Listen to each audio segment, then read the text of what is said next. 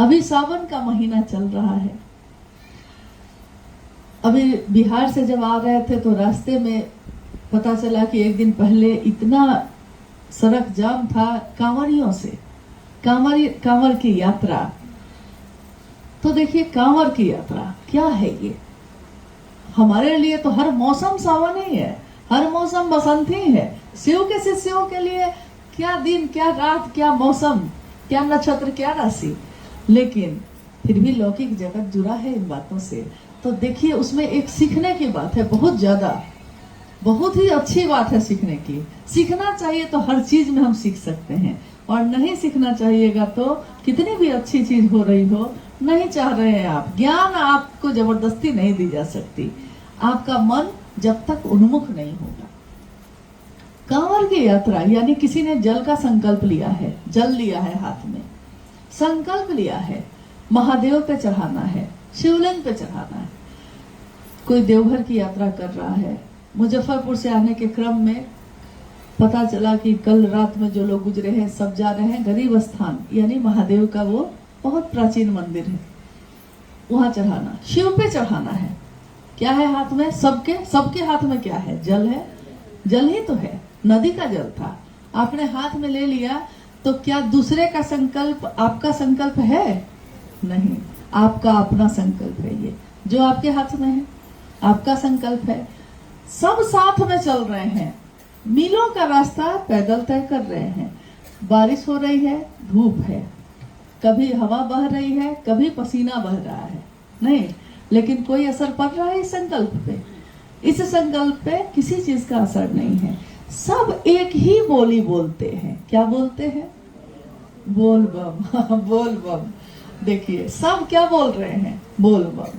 हालांकि ये जल का मंत्र है, बीज मंत्र, वंग, जिसको अपभ्रंश होकर बम हो गया, लेकिन भाव तो आपके हैं जल के लिए, तो उससे भी वो चार्ज होता जा रहा है। रास्ते भर आपकी सोच, आपके विचार, आपके भाव उस जल पे प्रभाव डाल रहे हैं।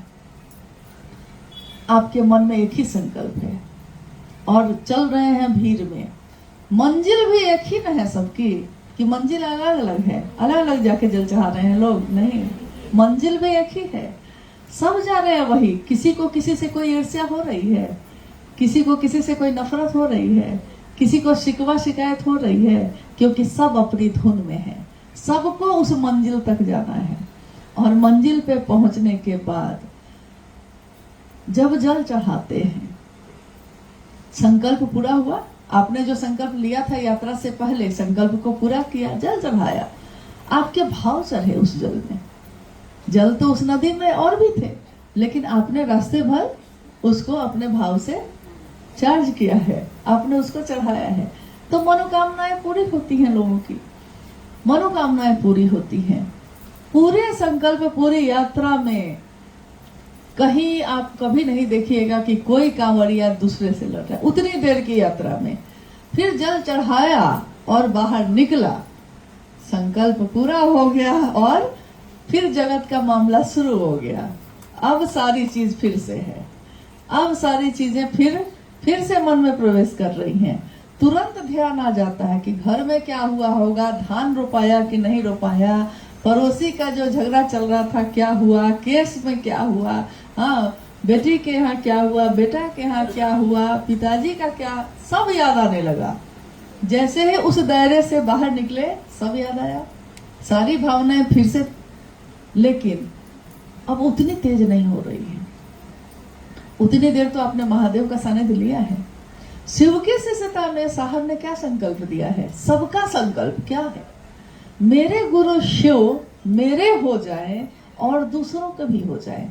हम चल रहे हैं भीड़ में, लेकिन ये संकल्प सबका अपना है ना, सबका अपना है, नितांत व्यक्तिगत अपना है। मेरे गुरु शिव का काम, मेरी जो शारीरिक क्षमता है, मेरी जो मानसिक क्षमता है, मेरी जो आर्थिक क्षमता है, तन मन और धन से हम जो अपने गुरु के लिए रिश्ता निभाते हैं, तो जितना मेरा सामर्थ्य है हमको उसमें निभाना है। और मेरी मंजिल है भगवान शिव, न कोई गुरु भाई, न कोई गुरु बहन, न जगत के रिश्ते। मेरी इस रास्ते की मंजिल भगवान शिव स्वयं है। तब आपको किससे शिकायत होगी? होगी किसी से? अगर संकल्प याद है और ये याद है कि कहाँ जाना है, सब अपने हैं। हाँ, महादेव महादेव की गूंज करते चल रहे हैं और दूसरों को भी उत्साहित कर रहे हैं। बोलिए बोलिए, घायल हो गए आप? यहाँ और एक चीज सीखने की है।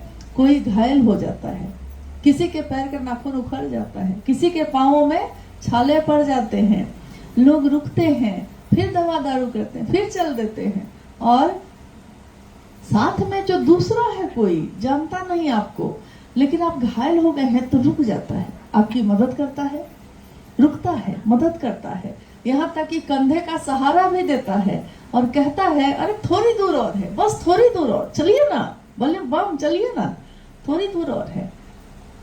कभी आपको हतोत्साहित नहीं करता, उत्साह बढ़ाता है।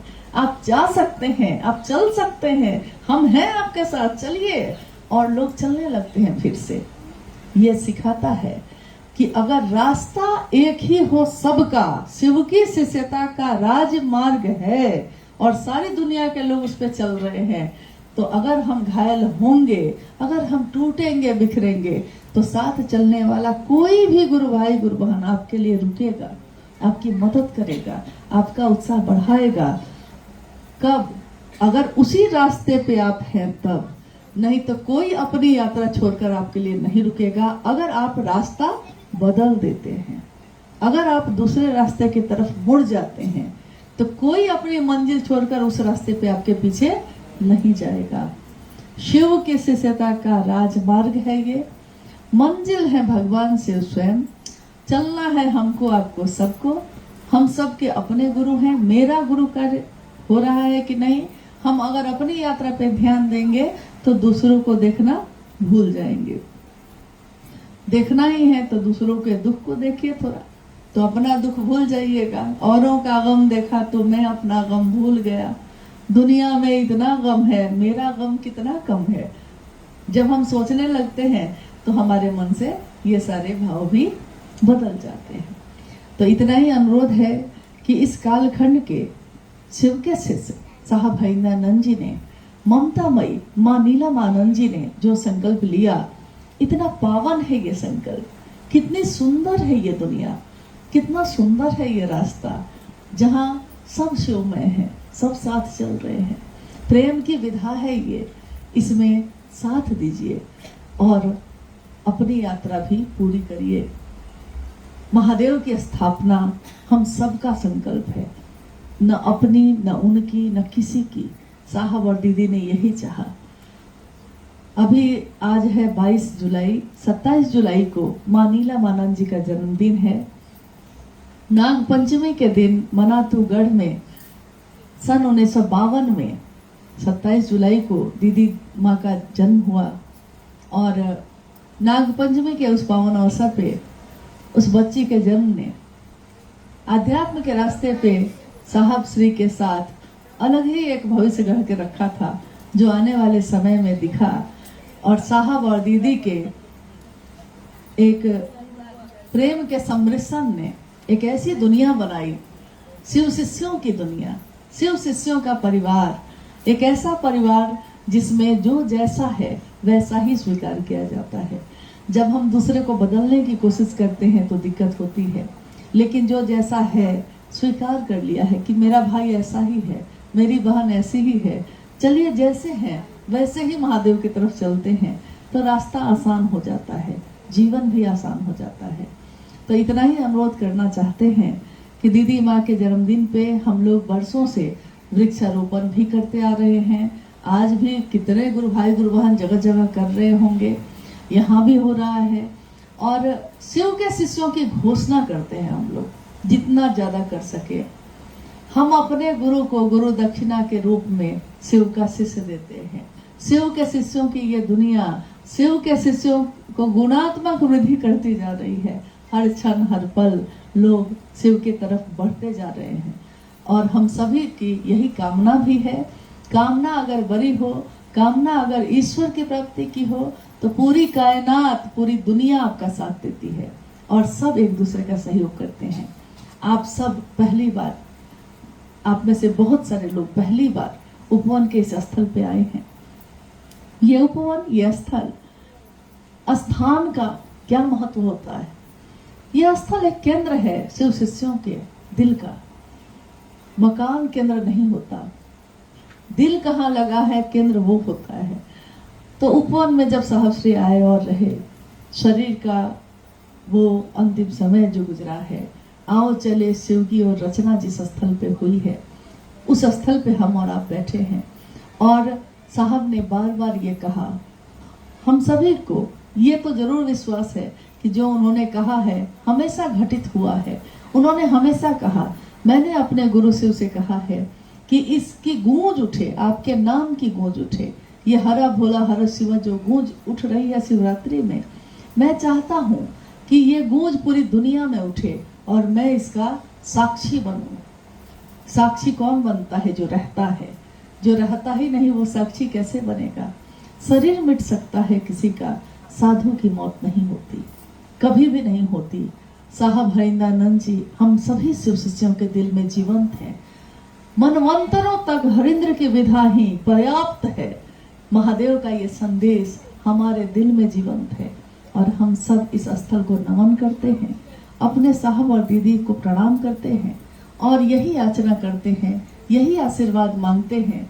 आपने शिव के लिए शिव को चाहा है, हम सभी शिव के शिष्य भी शिव के लिए शिव को चाहें।